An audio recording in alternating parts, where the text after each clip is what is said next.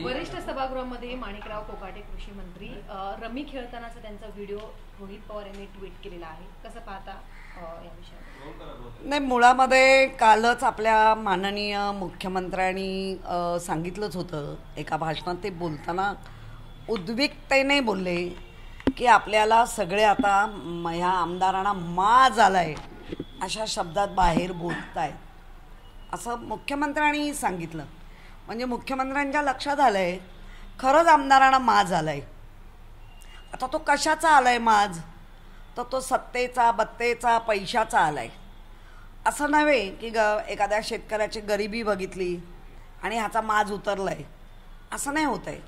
दिवसेंदिवस या आमदारांची माज वाढत चालली आहे. चड्डी बनियानवाली गँग वाढत चालली आहे. ज्या पद्धतीने हम फट स्वा म्हणणारे अजित पवार बोलत असताना त्यांच्या मागून बरोबर जर ती सुपारी होती, म्हणजे इतके वेडे समजलात का मग या महाराष्ट्राचा अर्ध महाराष्ट्र तर तंबाखूमध्ये उत्पादित करण्यामध्ये तंबाखू आहे. त्यामुळे तंबाखू कसा मळतात, तो कसा ठेवतात, त्याला गुटखा म्हणतात. तो मळून झाल्यावर कोणी दिला मळून, त्यांनी कोणी ठेवला, हे गुटखे. आणि आता जे खेळत होते ते मटके, हे त्या प्रचलित शब्दाप्रमाणे. आणि आता आले ते पबजी, बाकी काय रमी, याच्यात जे काय पैसे मिळवतात, इतकी तुम्हाला लागली टिंब की भरलेल्या सभागृहात, उच्च सभागृहात विचारवंतांनी आपापला ठसा उमटून गेलेल्या सभागृहात तुमच्यासारखा बौद्धिक कुठेतरी घाण नेऊन ठेवलेले आमदार असं जर वागत असतील तर काय म्हणावं याला.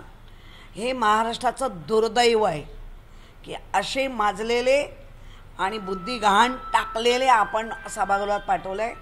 शेतकऱ्यांबद्दल कुठलाही कनवळा नाही, जसं काही उपकार केल्यासारखं करता आहेत शेतकऱ्यांवर. शेतकऱ्यांचाच सारा घेऊन तुम्ही शेतकऱ्यांचा चारा बंद करायला निघणारे, त्यांच्या गुराढोरांची काळजी न घेणारे, शेतकऱ्याचे असे लोक जर मटका खेळायला लागले, पबजी खेळायला लागले.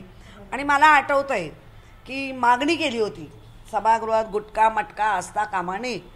मग गुटखा येतो कुठून, सुपारी होती. सुपारी असेल तर लगेच असं एक खांड आपलं टाकतात, पण ते पण सभागृहात नाही. महानगरपालिकेच्या सभागृहात पाणी किंवा कुठलंही गोष्ट तोंडात टाकायची परवानगी नव्हती. तो एक सभागृहाचा शिष्टाचार असतो, तो अलिखित असा तो निर्णय असतो, नियम असतो. पण ह्यांचे निर्णय तर लांबच राहिले, पण नियमच धाब्यावर बसवायला लागले. आणि ह्याच्या आधी कोणीतरी म्हटलं होतं धाब्यावरचे पत्रकार, म्हणजे पत्रकारांना पण आता त्यांनी शिल्लक नाही ठेवत आहेत, कारण त्यांना माहिती असतं हे सगळं पत्रकार नोंद करतायत. पण ते धाब्यावरचे नेऊन बसवलेले म्हटल्यावर काय बोलणार. तेव्हाही त्यांचं काय वाकडं झालं नाही, मटका खाताना गुटखा खाताना झालं नाही, चड्डी बनियांचं काय वाकडं होत नाही, रबर लावून ठेवलेले पैशांमध्ये कपडे होते. एवढं महाराष्ट्राला बनवी या आमदारांच्या माध्यमातून होते. या बनवीचा लोक आता तिरस्कार करायला लागले. सभागृहामध्ये वारंवार सूटबूट घालणारे एक कृषी मंत्री माणिकराव कोकाटे त्यांनी सत्तेचं सूट घालून जबाबदारीचं वस्त्र फेकून दिलं असं म्हणता येईल. जबाबदारीचं वस्त्र नव्हे, आपल्या सभागृहाची संस्कृती आणि संस्काराचं वस्त्रहरण केलंय. जबाबदारीचं वस्त्रहरण तर नाहीच आहे, कारण शेतकरी जेव्हा तळमळतोय आणि हे सूटबूट घालून फिरतायत तिथेच जबाबदारी संपली. पण सभागृहाची जी संस्कृती आहे, संस्कार आहे, तिचं उभ्या बसल्या जागी वस्त्र हरून करून टाकलंय. आणि म्हणूनच महाराष्ट्र आणि मुंबई आज कुठल्या बाजारात बसली आहे असं आता आमदारांच्या वर्तणुकीमुळे.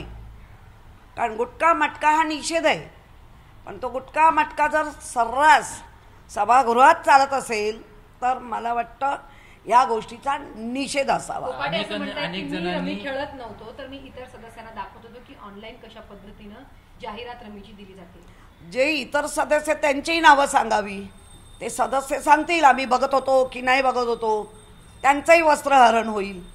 मुळामध्ये स्वतःवर आल्यानंतर दुसऱ्यावर ढकलायची तेवढी पण टाकत नाही की हो बाबा टाईमपास करत होतो, चुकलो, हे न म्हणता ही माजोरी मी दाखवत होतो म्हणजे पत्रकारांनी चूक केली किंवा तुमच्या कॅमेऱ्यात जे नोंद झाले ती चूक झाली, आम्ही चुकलो असं पत्रकारांनी म्हणावं. जो चौथा स्तंभ आहे या महाराष्ट्रात देशात त्यांनी म्हणावं. म्हणजे इतका निलाजरेपणा आतापर्यंत कधी बघितला. सभागृहामध्ये अनेक सदस्यांनी मागणी केली होती की जंगली रमी असेल किंवा ऑनलाईन गेम्स असतील याच्यावरती बंदी आणावी अशी अनेक सदस्यांनी मागणी केली होती, परंतु मंत्रीच सभागृहामध्ये हे रमी खेळताना पाहायला मिळतात. बघा, हे चित्र जेव्हा लहान मुलांच्या समोर जातं, अगदी घरात सुद्धा आपण जर हे खेळत राहिलो आणि आपल्या घरात आपल्या मुलांनी पाहिलं, सेम मुलं करतात. आणि म्हणून आमच्याकडे अनेक ठिकाणी आता वर्ग चालू झाले, बालसंस्कार वर्ग.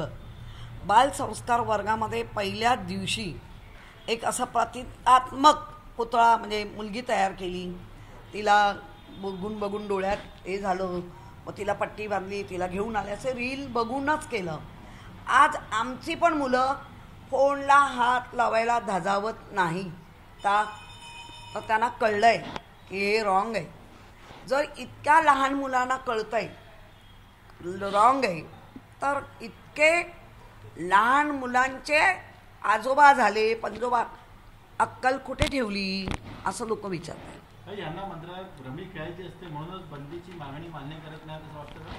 नाही नाही, असं नसेल. आता याच्यावरती सिरियसली माननीय मुख्यमंत्री फडणवीस साहेब याच्यावरती निर्णय घेतील. कारण सगळा काय तो टाप त्यांच्या डोक्याला जास्त होतो आहे. कारण माझ्याकडे टिकावे, माझ्याकडे टिकावे, माझ्याकडे आमदार टिकावे म्हणून फाजील लाड जे चालले आहेत, जे त्यांचे प्रमुख आहेत, ते टिकवण्यासाठी आपली भारतीय संस्कृती, आपली महाराष्ट्राची, मुंबईची संस्कृती, संस्कार बाजारात टाकायला लागलेत हे दिसतंय. त्यामुळे मुख्यमंत्री सन्माननीय देवेंद्र फडणवीस असं करू देणार नाही. उद्धव ठाकरे यांची मुलाखत प्रदर्शित झाली, त्याच्यामध्ये ते असं म्हटलेले आहेत की हो माझ्याकडे राज ठाकरेंचा अजून देखील नंबर आहे, मी आता देखील फोन लावू शकतो, आम्ही दोघे एकत्र दोन बंधू आले तर कोणाला प्रॉब्लेम आहे का, असं देखील उद्धव ठाकरे. आता बघा, याच्यानं खूप चर्चा होत चालल्या आहेत. जो काही निर्णय खरं ते दोन भाऊ घेणार आहेत आणि ऑब्वियसली त्यांच्याकडे नंबर असणं आहेच, तर करतील. आपण त्याची वाट बघू ना सगळ्याची. जे 2019 नंतर धुमसत होतं सगळ्यांना माहिती होतं, पण काय धुमसत होतं ते 22ला बाहेर आलंच की. 2012पासून धुमसत होतं, फक्त त्यांना मिळत नव्हती वाट. 12 गेली, 14 गेली, 19 गेली, पण 22ला केलं. काल आदित्य ठाकरे आणि फडणवीस एका हॉटेलमध्ये होते, भेट झाली की नाही याबाबत आदित्य ठाकरेंनी प्रतिक्रिया दिली नाही किंवा त्यांनी नाकारलं नाही, परंतु जाता जाता ते बोलून गेले की आमच्या दोघांच्या भेटीच्या बातम्या चालल्या, परंतु एक व्यक्ती नक्की गावाला जाईल असं वाटतंय, अशा प्रकारचे आदित्य ठाकरे म्हणाले. कसं बघताय याकडे? काय नाही बघत. लहान मूल चिडलं, रडलं, कुठे जातं हे सगळ्यांना आता कळलेलं आहे, त्यामुळे काय त्याच्यावर बोलायचं.